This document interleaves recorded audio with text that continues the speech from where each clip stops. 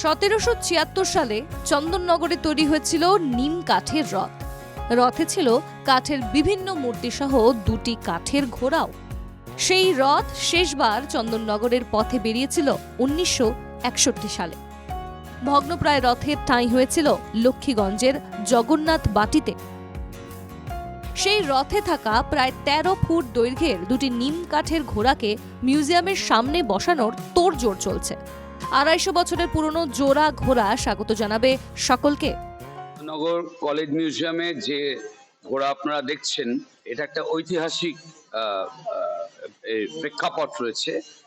চন্দননগরের রথ, যার বয়স প্রায় 300 বছর, এই শহরে এই রথ যখন শুরু হয় তখন নিম কাঠের যে ঘোড়া দুটো ব্যবহার করা হয়েছে রথের সাথে, দশকের পর দশক ধরে সেই ঘোড়াই আজকে এখানে চন্দননগর কলেজ মিউজিয়ামে তার জায়গা করে নিয়েছে। আমরা খুবই আনন্দিত। আমরা আমাদের যে পুরনো কাঠের রথ ছিল, 1776 সালে যে রথ প্রতিষ্ঠিত করেছিলেন মহাত্মা যাজবেন্দ্র ঘোষ, সেই রথের যে কাঠের ঘোড়া, কাঠের মূর্তিগুলো ছিল, সেগুলো নষ্ট হয়ে যাচ্ছিল। আমাদের চন্দননগর কলেজের মিউজিয়াম সেগুলো সব আমাদের থেকে নিয়ে গেছেন, নিয়ে যেয়ে সেগুলো স্থান দিয়েছেন। কিছু কিছু জায়গায় যেগুলো ভগ্নদশা হয়েছিল রিপেয়ারিং করে তারা রেখেছেন।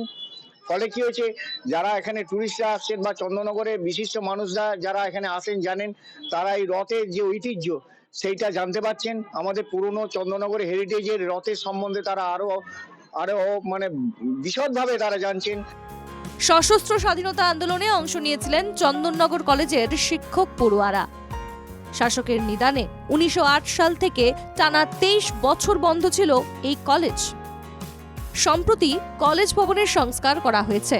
শহরের শিল্প, সংস্কৃতি, স্বাধীনতা সংগ্রামের ইতিহাসকে স্মরণে রাখতে কলেজে চালু হয়েছে মিউজিয়াম। গত 31 আগস্ট চালু হয় এই মিউজিয়াম। 6 অক্টোবর আনুষ্ঠানিকভাবে বিপ্লবীদের স্মৃতিতে উৎসর্গ করা হয়েছে এই মিউজিয়ামকে। রবিবার থেকে মিউজিয়াম খুলে যাচ্ছে সর্বসাধারণের জন্য। যে খরচ হয়েছে সেটা কেন্দ্রীয় সরকার বা রাজ্য সরকারের কাছে এখনো পর্যন্ত আমাদের সাহায্য নিতে হয়নি।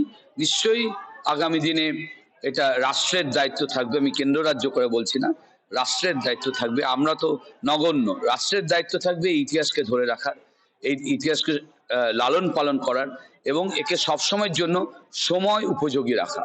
ফলে নিছক প্রায় 300 বছরের পুরনো রথের কিছু অংশ আসবে এরকমটা নয়। আরও হয়তো এরকম বহু বিষয় রয়েছে, সোশ্যাল কম্পোনেন্ট, কালচারাল কম্পোনেন্ট রয়েছে, যেটা চন্দননগর শহরে সময়ের সাথে সাথে হারিয়ে যাচ্ছে। সেই বিষয়গুলো আনার ক্ষেত্রে নাগরিক সমাজ, রাষ্ট্র, তারা নিশ্চয়ই তাদের দায়িত্ব পালন করবে। মিউজিয়ামের সামনেই থাকছে ঘোড়া দুটি, মাঝে সারথি। পুরনো রথে থাকা অন্যান্য মডেলগুলিকেও নিয়ে আসা হয়েছে।